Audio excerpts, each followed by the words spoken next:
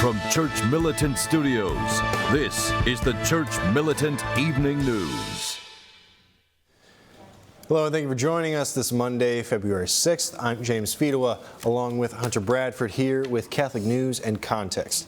Tonight, the Pope makes a questionable decision seen as ignoring sex abuse victims. Father James Martin is in hot water again over his controversial tweets, and someone we once interviewed has been put in the running for this award. Leading us off tonight, Pope Francis refused to meet with victims of clerical sex abuse on his recent visit to the Democratic Republic of the Congo. The Pope did not address the issue of nuns being abused by priests, nor the question of children fathered by priests in the DRC. Instead, Francis made only a passing reference to clerical celibacy, quote, as a sign of complete availability to the kingdom of God. At a press conference in Kinshasa held a day before the Pope's arrival, activists and survivors of sex abuse urged Francis to meet with victims. The conference highlighted the testimony of a 14-year-old postulant who was raped by a priest in March 2020. The bishop offered the teenage girl's uncle a bribe of $15,000 to persuade the family to withdraw its complaint.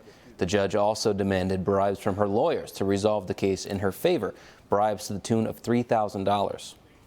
And here with more insight for us is our Rome correspondent, Dr. Jules Gomez. Jules, great to see you again. So is this the only case of clerical sex abuse, Jules?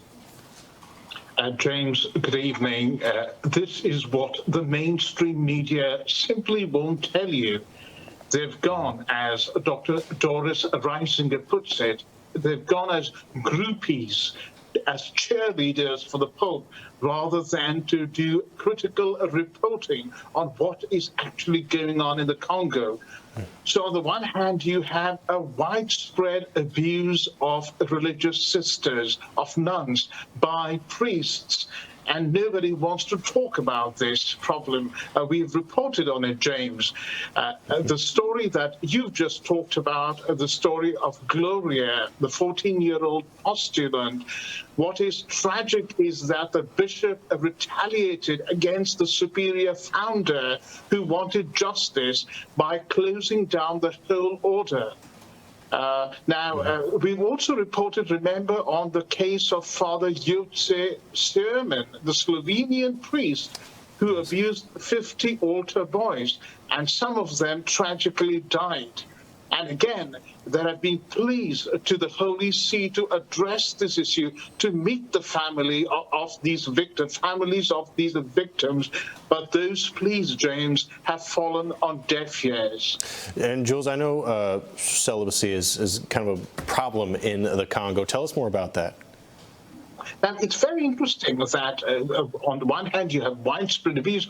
On the other, you have a widespread breakdown on celibacy. Remember, there are 6,000 priests in the Congo, 4,000 seminarians.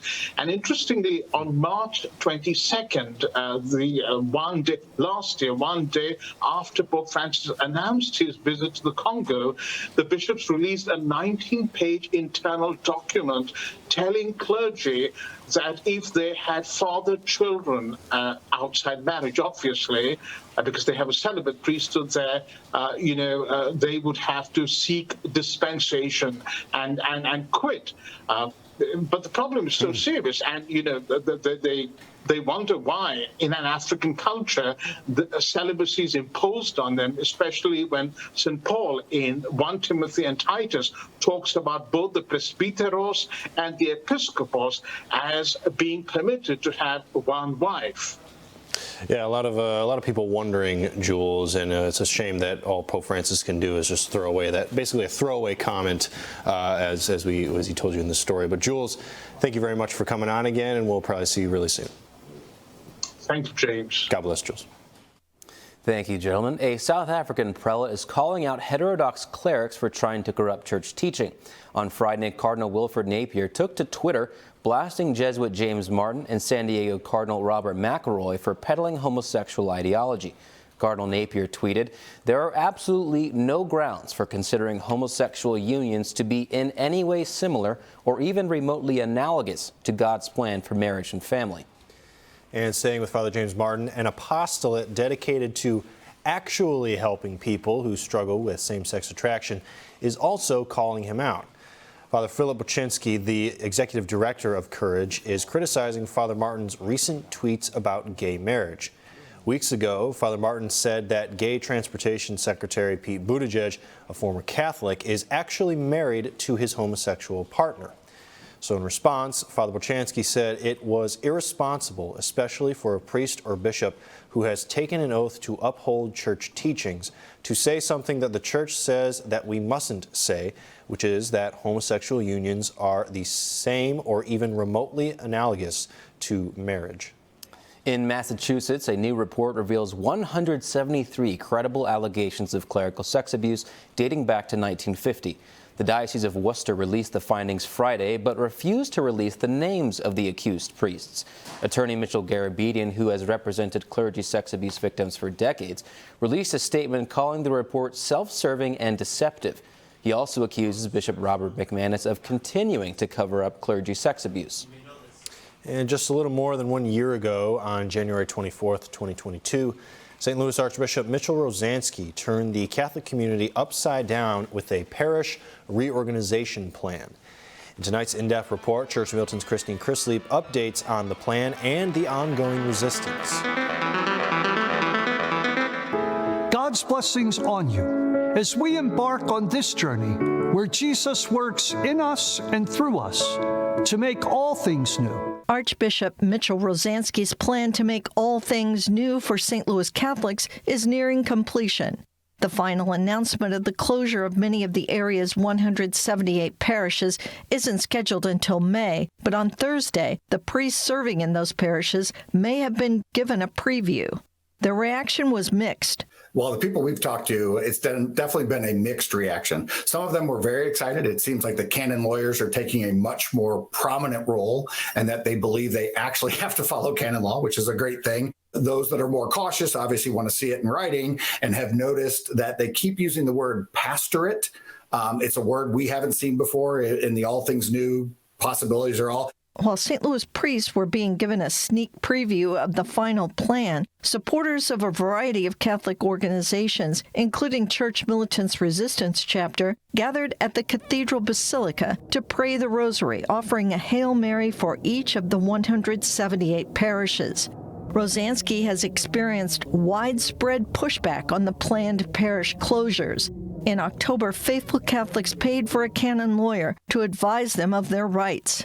We've done 3 public sessions. We've had thousands of attendees. We now have more than 2,700 procurator mandate signatures to allow Philip Gray to represent this group, which is the largest, most representative group in the entire Archdiocese of St. Louis. All those 2,700 plus signatures come from more than 100 of our 178 parishes. Last spring, a march and rosary gathering in protest of parish closures also attracted a large crowd. Under Rosansky's plan, St. Louis will be left with somewhere around 70 parishes. Well, we know some people have said we've slowed them down. And again, we don't want to necessarily speed them up or slow them down. We want them to follow canon law. So if that's slowing them down, I guess we're happy that they're going to follow church law when it comes to mergers or closures, some of which is very, very clear in canon law. So we hope we have slowed them down in the fact that they're going to rely only on church authority and do only what the church allows a bishop to do when merging or closing parishes. The managed decline of St. Louis's parishes is a microcosm of what's happening across North America, but a remnant is fighting back and helping to hold the line. Christine Chrisleep, Church Militant Evening News, Detroit. It hasn't been a good week for St. Louis Catholics. Another elementary school, St. Mark Catholic School, announced it will be closing at the end of this school year. The largest Catholic church in North America just opened in California, replacing smaller, more historic parishes. Following 11 years of construction, St. Charles Borromeo in Visalia held its first masses, mostly in Spanish, yesterday. Bishop Joseph Brennan of the Fresno Diocese offered a dedication mass in the mega facility on Thursday. The community has changed. It's gotten bigger. It's getting bigger every day. A project, a new church of this size and this scope, in a sense, takes on a life of its own and requires a lot of time and attention. The new church holds 3,200 people. Bishop Brennan wants St. Borromeo to become a model for how Catholic churches in America deal with priest shortages. And a bipartisan congressional committee on China has nominated 6 Hong Kongers for the Nobel Peace Prize. Among the nominations from the Congressional Executive Commission on China were Catholic journalist Jimmy Lai and Cardinal Joseph Zen. Both Catholic men are pro-democracy advocates, and both have felt the sting of the Chinese Communist Party's so-called national security law, cracking down on dissidents in Hong Kong. Back in 2021, Lai's newspaper, the Apple Daily, was ransacked by police because it was a, quote, threat to national security, and Lai was arrested.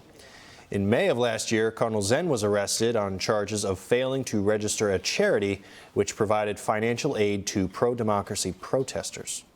Christians in Lebanon are banking on the Maronite Patriarch to help rescue their leaderless, bankrupt nation. Heads of the Catholic and Orthodox churches sent a recent mandate to Catholic Maronite Patriarch Cardinal Betra Ra'i to assemble all 64 Christian parliament members. The aim is for Ra'i to urge them to break an ongoing stalemate and finally elect a president. The country has been without a leader since Michelle Owen's term expired at the end of October. Lebanon's currency collapsed earlier this month, devaluing its worth by more than 95% since 2019. And when we come back, Twitter's CEO says he had a productive conversation with the European Union. And a group of men and boys in Poland withstand the cold to pray to our Holy Mother. Don't touch that dial. We got more for you.